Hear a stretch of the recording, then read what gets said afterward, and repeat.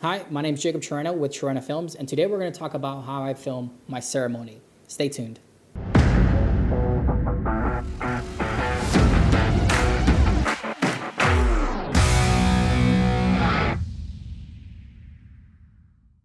All right, so let's talk about the ceremony. I'm going to break this down into audio and then the cameras. So let's first talk about the audio. With the audio, you mic up the groom and you mic up the officiant, and you do that with lavaliers. I like to mic them up like 15 minutes right before the ceremony starts, and then I also, if I can, I put a third sound source in the DJ's coming out of the DJ's soundboard, and so I just hook up a Zoom recorder. I get a line out and I record the whole thing. If you cannot do that and you have an extra lav, just take a lavalier and hang it.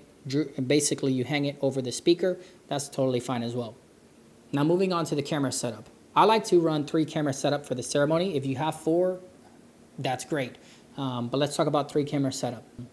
Camera 1 is going to be the safe camera, and it's going to start recording before the ceremony, about 2 minutes before the ceremony, and it's going to be facing the bride, the altar. On the right side of the ceremony is camera 1 facing the bride and groom.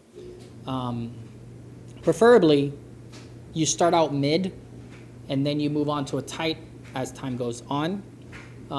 Camera 2 is going to be on the opposite side of the bride and groom, so it's going to be capturing the groom reaction, and they're also both going to be on a 70 to 200.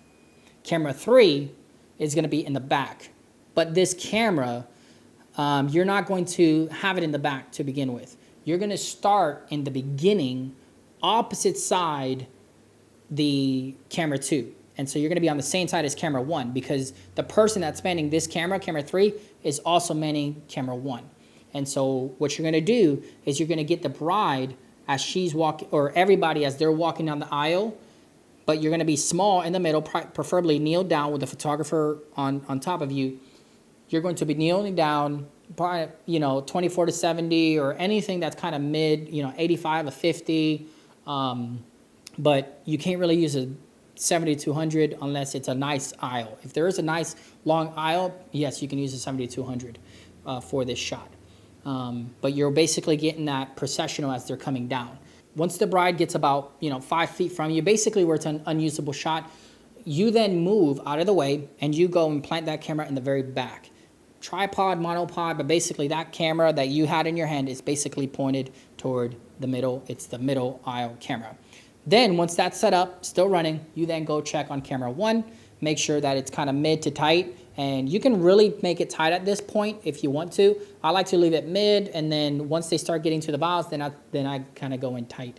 And then once you're 100% sure that it's good to go, then I go back and check on camera 3 in the middle aisle, and I pretty much stay there the entire time if you're manning those cameras.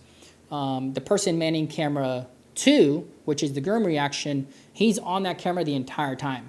And so he captures the processional, again, as they're coming down, and then he moves to the groom's reaction once the bride starts walking down the aisle. Someone has to be on that shot, because if a photographer gets in your way, you don't want to miss the groom reaction. That's the only camera pointed towards the groom reaction. Well, camera 1 is pointed towards the groom reaction, but it's usually of his opposite side, and so it's not directly his face. And so the first kiss can be a little bit tricky. You always want to make sure you talk with the photographer ahead of time. But basically, camera 1 and camera 2 are covering those 45-degree angles, and you can kind of shift back and forth to find a good degree, to find a good angle. You don't have to stay exactly there the whole time, but you want to be tight.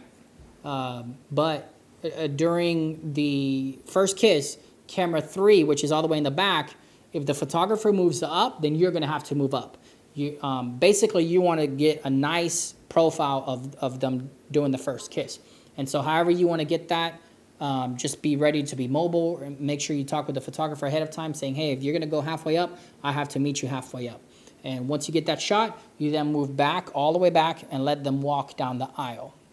And that's pretty much it for the ceremony, because after that, we got to get ready for the reception.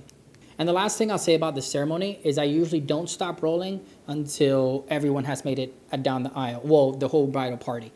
And so after that, you're safe to stop rolling. So thanks for watching. I'll see you in the next video.